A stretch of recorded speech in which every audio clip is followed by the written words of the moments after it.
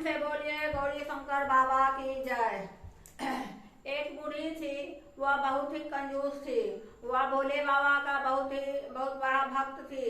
वह प्रतिदिन सवेरे उठ करके नहा धो करके पहले भोले बाबा का पूजा करती थी, उसके बाद कुछ करती थी। वह जो भोले बाबा का डेली पूजा करती थी, इसके चलते वो बूढ़ी को बहुत घमंड हो गया था। वह दान कुछ नहीं करती थी, लेकिन दान तो देना आदमी के जीवन में बहुत जरूरी काम है। दान करना, परोपकार करना या तो मनुष्य जीवन में करना ही चाहिए, करना ही चाहिए।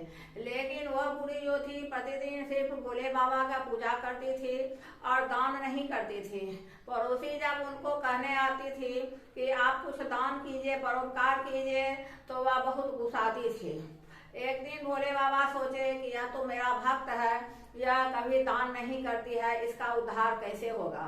भोले बाबा किसी न किसी वेश में उनके यहाँ भिक्षा मांगने जाते थे, लेकिन बूढ़ी एक दिन भी नहीं दी भिक्षा।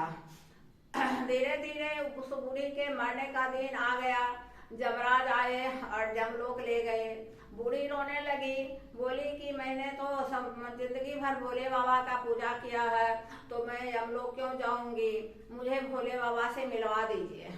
भोले बाबा को बुलाया गया। भोले बाबा आए। भोले बाबा का पैर पकड़ करके वह बूढ़ी जो थी वह रोने लगी और बोली कि भोले बाबा, मैंने तो जिंदगी भर आप पर विश्वास किया है, आपका पूजा की है, और हमको यमलोक क्यों भेज दिए हैं।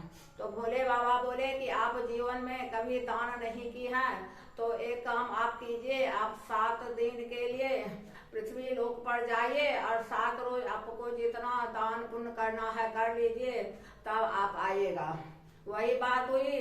वह बूढ़ी जो थी तो अपना पुराने शरीर में प्रवेश कर गई और 7 रोज पूरा ब्राह्मण सबको खिलाना पिलाना सब पुण्य का काम की, और 7 लोग में उसका समय पूरा हो गया तो वह शरीर को त्याग दी और समय आया तो शिवलोक चली गई।